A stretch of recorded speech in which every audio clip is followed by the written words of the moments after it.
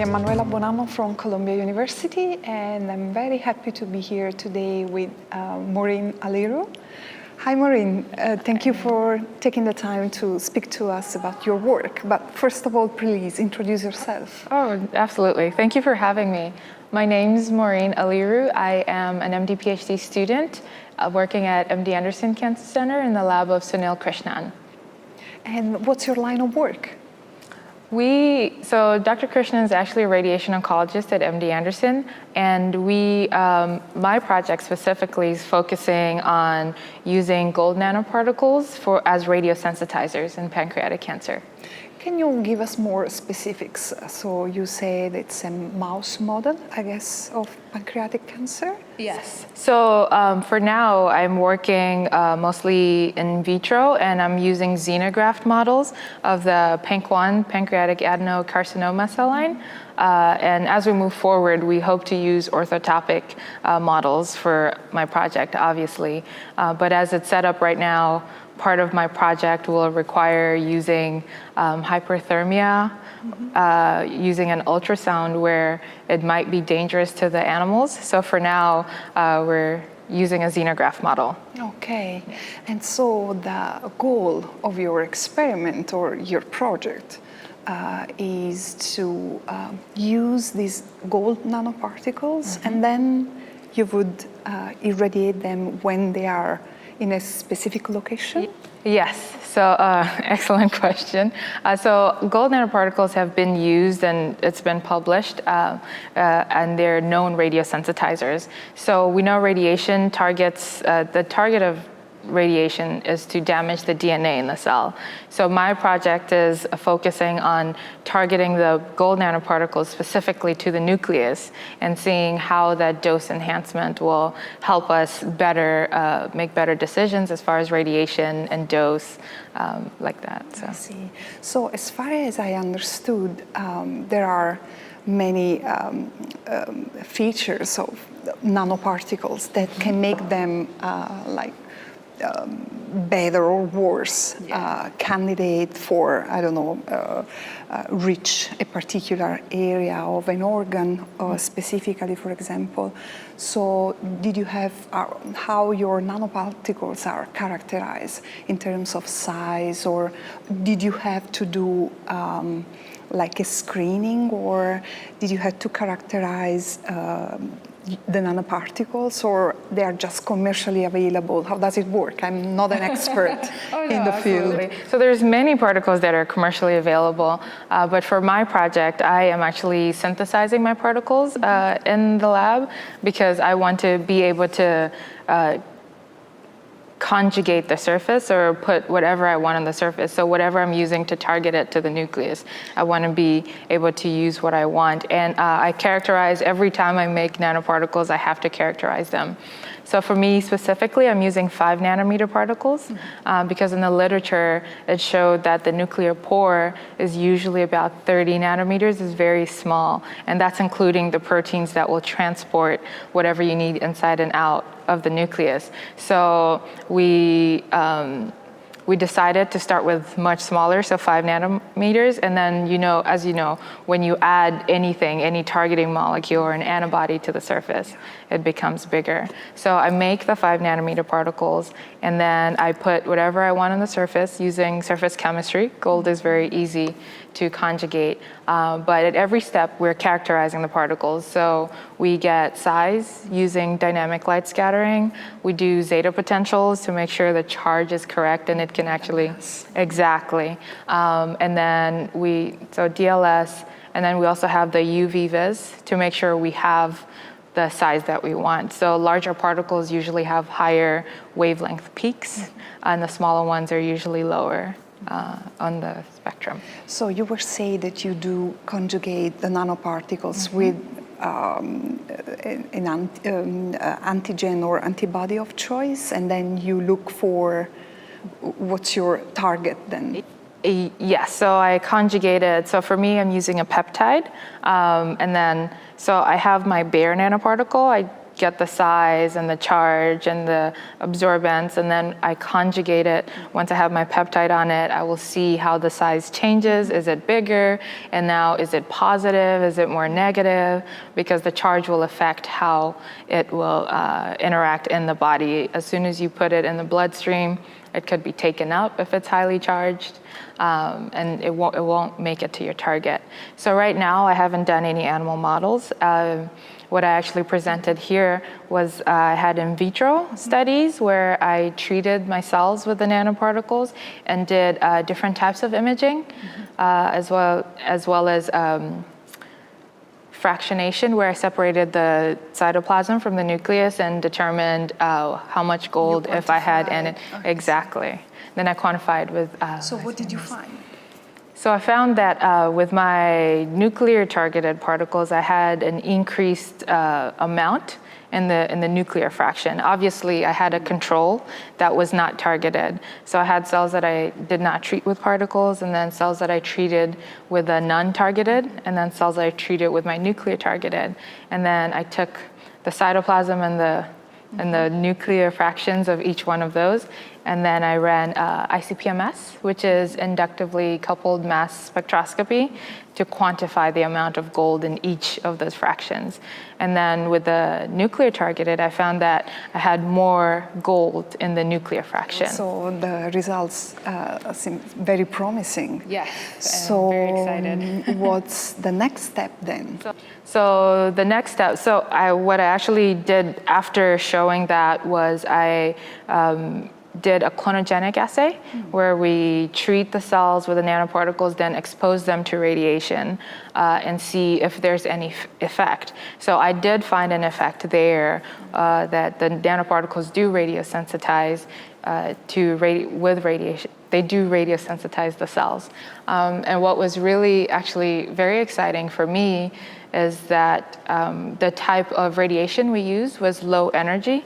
And as you know, when you do a clonogenic study with low LET or linear energy transfer type of radiation, you get this sort of characteristic curve that curves at the top and comes down.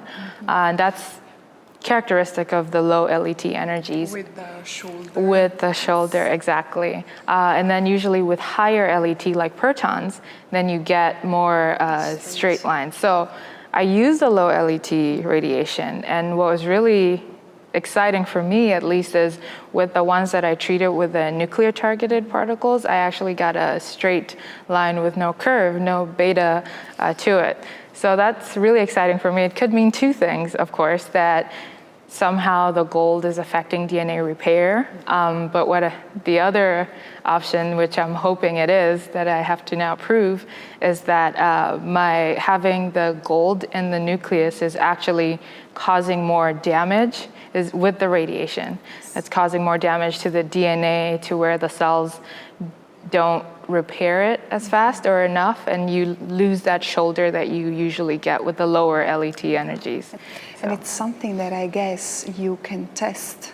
I've never worked with cells that have uptaken nanoparticles, but I guess that there are ways to check whether these cells have still an active DNA repair mechanisms, or I don't know, they do, if they are still able to repair damage. Yes. Do you have any idea, or, this is kind of a couple of steps forward in your project? Absolutely. So one way that I thought about, we could take the cells that I've used and do Western blots on the different fractions to test for the proteins.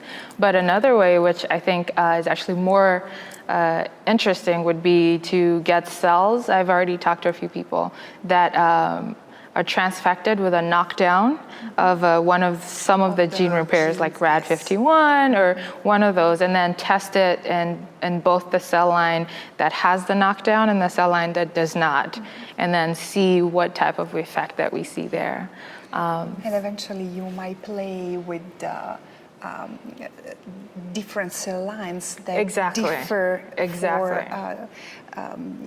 different pathways of the DNA repair. So trying to single out which probably is the most important, one. DNA repair in your Exactly. In your system. So my hypothesis, well, what I want it to be is that it's not that the gold is affecting a DNA repair pathway, but I want to test that to rule it out. Absolutely. Exactly. And another thing that I'm actually going to do with the cells that I have now while I wait to get the transfected cell lines is to test in different energies. So the high LET, like the proton. So if it is that the gold is causing, by being in the nucleus, it's causing more damage to the DNA, I'm expecting to see no change with the nuclear targeted with a higher LET, because there you have more damage to the DNA because the energy is so much higher and it's just a higher LET type of radiation. Which kind of doses you use? If I understood right, you are using now X-rays. Yes, I'm using, I use the orthovoltage machine that we have. It's a 250 kVp. Exactly. So what are the doses that you expose? For my clonogenic, I use 2, 4, and 6 gray, and then develop the curve. But then I'm curious, can you then later on figure out the real dosimetry? Because you do use, let's say, 1 gray, but then with the gold nanoparticles, they should get the dose enhancement. Can you do the dosimetry? I mean, can you calculate the real dose that you really delivered at that point? Yeah, so we can try. We can use Monte Carlo methods to try and detect that, but it's just yes, we can do that. It's possible. It is possible to do that, absolutely. Okay. So this is, just an extra layer of results or knowledge that you can include in your project. Exactly. And I mean, I guess a simpler parameter that we've used to characterize that is the dose enhancement factor, as you know very well. At 10% survival, we say it takes this much less dose to kill that. But obviously, you'd still have to do the actual simulations and the calculations to validate it. To, let's say, support. Exactly. Or more than validate, to support. To support what you believe. So we'll see. It's quite a challenge. That's why I laughed when you asked that question. We're trying. I can understand. I don't know. Yes, absolutely. So Maureen, are you working, you said you are an MD, PhD student, so I guess this is your really main project. Yes, it takes the bulk of your time. It does. But I wonder if you have other projects or that you help for, or other collaborations, other things that are going on in your lab and you are involved in? Oh yes, absolutely. So one of the projects we actually just finished up helping another team at a neighboring institution was they had developed these also gold nanoparticles that they targeted to hypoxia, to the hypoxic region, and use that. So we did some biodistribution studies for them. So we're just wrapping that up. Still in vitro? And so that one, actually, they did in vitro and we went forward in vivo. I see. So we just wrapped up that project recently. But I mean, the nuclear targeting is just part of my thesis. It's actually the first part. So other things that we do in the lab, and specifically, at least for what I'm going to be doing, is to further drive that idea of localization, localized dose enhancement, is I'm going to package my gold nanoparticles inside liposomes.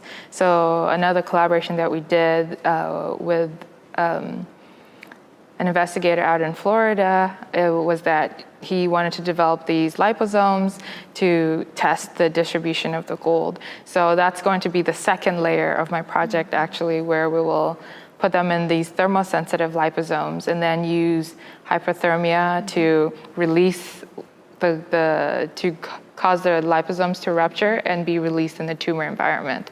So it's just a few of the projects we have in the lab. And so probably in that case, as we were talking about before, at that point, if you have if you can characterize the distribution of these nanoparticles thanks to the lysosomes, then probably you can use this method not just with one model Exactly. of tumor, right? Exactly. Yes. So even the nuclear targeting is not specific to the cell type that I'm using. So ideally, my project and whatever I develop should be able to be applied across different tumor models, not just pancreatic cancer. Yeah. So it's something I'm really excited about, and why I actually chose Dr. Krishnan's lab to work in for my PhD. That's awesome.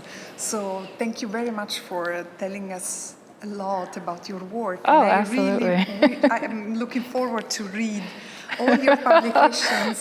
Yes, I hope so. Of course. Yeah.